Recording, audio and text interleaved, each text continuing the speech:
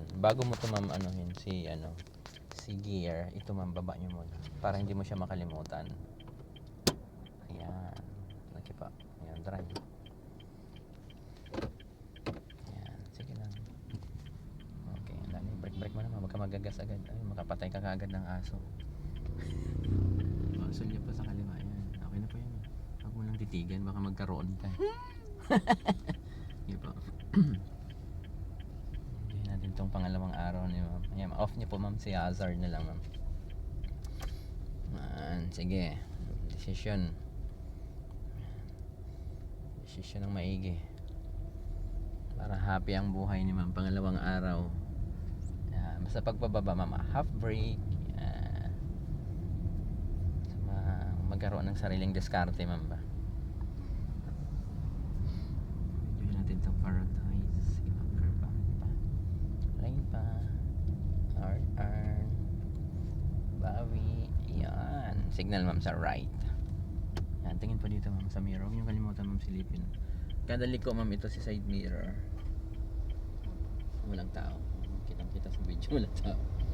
Yan, sa side mirror po ulit ha. Reference ng buhay. Ayan. Basta lumagpas ng konti sa kanto. Pa-curve lang siya ma'am. Sige, tapik lang sa gas. Okay, balik sa kaliwa ma'am. Tingnan mo ma'am, may magic ma'am na umovertake. Kaya nga eh. Yan yung nakakabulaga eh. Kapwa mo pa naman yun ma'am, nag-i-bike din yun, di ba? Lumusot bigla na lang sa kanan, talaga naman. Yan.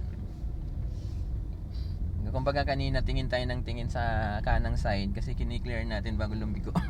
Nung lumiko ka naman, bigla naman lumusot din.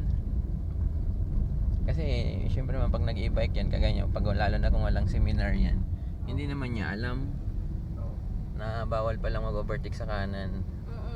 Halos kasi hindi mo kasi makita pag sa kanan ka talaga mag-overtake. Ma'am, hindi daw. Blind side po siya ma'am eh. Except lang talaga kung masipag lumingon yung liig mo. Oo.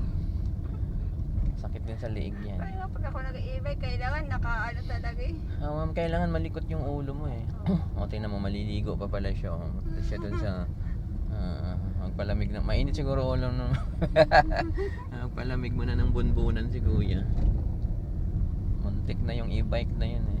Kung nag-turn ka ma'am ng mabilis, piga siya. Maano siya? Maiipit po siya. Buti na lang kalma lang yung liko.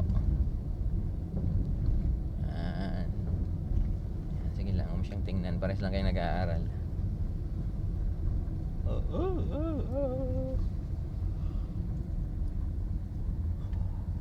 Malamig na umaga.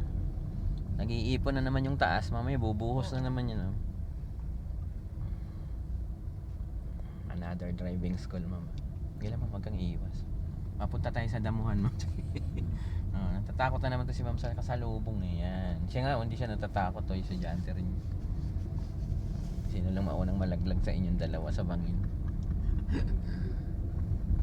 Walang basagan. Basagan ng trip.